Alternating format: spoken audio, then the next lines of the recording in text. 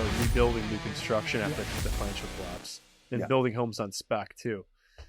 And you saw a market, I think, that a lot of guys didn't necessarily know was there or weren't willing to take a risk on, and you forged that. So 2010, no one's building anything around there. And I'm sitting there, I'm going, hell, I can buy a Birmingham lot for $60,000. That's insane. What? Today you can't buy a Birmingham lot for less than 300 grand. So I can buy a 40-foot lot for 60 grand. I sit there and I pencil it out. I can build a 2,600 square foot house at the time. I think I could build it for like about 200 grand, 190, 200 grand. That's wild. So I'm all in at 260. And I can sell it for 400 because the foreclosures were selling for high threes. And listen, you can always get a little bit more with new construction over years. For sure. So I'm sitting there going, this is insane. It's a no-brainer. This is a no-brainer. I'm buying foreclosed lots for 60. I'm building for about 200. Okay. I'm selling for 400. I'm making a bigger profit margin now than you did before. I'm making $140,000 a house. You know, I'm going, this is insane. So I kept buying. I kept buying. Of course, the lots went from 60 to 70 to 80 to 90. You know, and it was the foreclosure lots to 120 to 180 to 250 to 300 to 600. They just keep going up. It was just insane. So that's Birmingham was very good to me. So talking about that transition, you went from being a mass production home builder to now you moved to Birmingham. You're building infill specific like luxury homes in a high demand community. Well, first, how did your business and your life change? Was that a benefit? Okay. Was it nice? Was it a difficult adaptation? So listen, they weren't in the beginning. They weren't real luxury houses. They were nice houses. They were nice, but they weren't luxury houses. Okay, they were nice finishes. They were great value.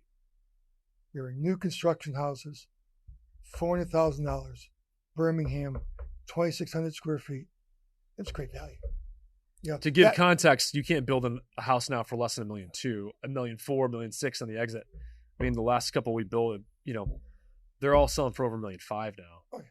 It's a different. Back then, I was strictly building on 40-foot lots. Okay, so right now, I'm watching some of the houses that I sold in 10, 11, 12 that I sold for 390, 400, 410. They're trading for 800, 850. Wow. They're a little dated because they're 10, but but they're trading in the eights. Maybe next time we should build them and rent them and hold them. Listen, that I don't think we'll ever see a period like 07 to 2010. I also don't think we'll see from 2010 to 2015, 16. Because by the time we got to 2016, the market started stabilizing. It started, the foreclosure homes are gone. You're not buying those anymore. The foreclosure homes are not in. They're gone. Now you're buying, and you're buying from them. So talk about it, because there's a lot of people that are like looking and waiting for the next market crash. They think that the markets are cyclical. They're looking for the next 2008. There's like, I'm going to wait a few more years. The market's going to crash. I hear this all the time from clients. So everyone's thinking the market's going to collapse again. Talk about why you don't think we'll experience that. So here, previous to 07, now by 07, I'd been in the business over 20 years. Now we had corrections. We always had corrections. But back then the corrections were maybe 10%. 15 was a huge correction. Monstrous correction. It was a monster. But back then we used to have 10% corrections. It's just, they happen. Sure. It used to happen every 7 years. So there'd be a correction, it was 10%. Never ever did we ever have 50, 60, 70% correction like we did in a way. 8, 9, 10, 11, or 8, 9, 10. The reason why that correction happened, we oversupplied the market. Very simple. There was more supply than there was buyers. So we had to entice buyers to buy it by constantly lowering the price. We were putting people in houses that didn't belong in the houses. They really belong in a house half the value, but now we're selling them a luxury home at half the value they can afford.